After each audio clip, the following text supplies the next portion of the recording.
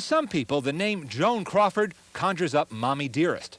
To others, it's the image of Mildred Pierce and the iron-willed women she played in the 40s and 50s. But Crawford first made her mark toward the end of the silent film era. She was one of the stars who gave meaning to the term flaming youth in films like Our Dancing Daughters. When they talk of the roaring 20s, this is what they generally mean. Joan Crawford really came into her own in the early 30s, often playing young women forced to fend for themselves. And it was clear, even then, that she was nobody's victim. She was strong and she was sexy. Hello, I'm Leonard Maltin. One of the films that cemented Crawford's stardom was Dance Fools Dance. It's still an interesting document of the times because it draws its story from real events. The stock market crash and its aftermath for the idle rich. The St. Valentine's Day Massacre, that bloodiest of all gang war incidents. And its shocking follow-up, the murder of a Chicago reporter. Now, when the production code came into force in 1934, it insisted that gangsters not be glamorized, and the emphasis in any underworld film be on the forces of law and order. Not so in 1931 when this film was made. There was definitely a love-hate relationship with those mobsters.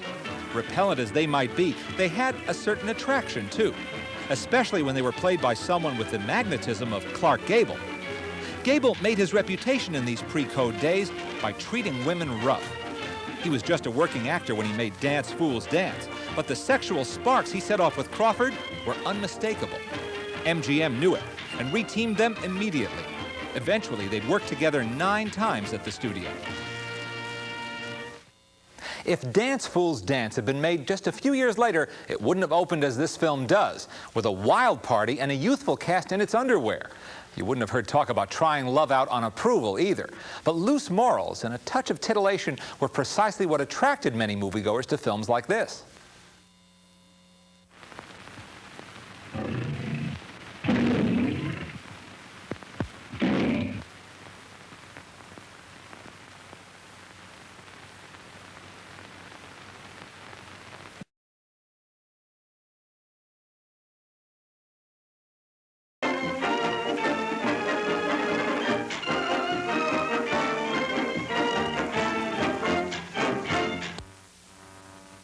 It's not hard to see why the careers of both Joan Crawford and Clark Gable were boosted by that film.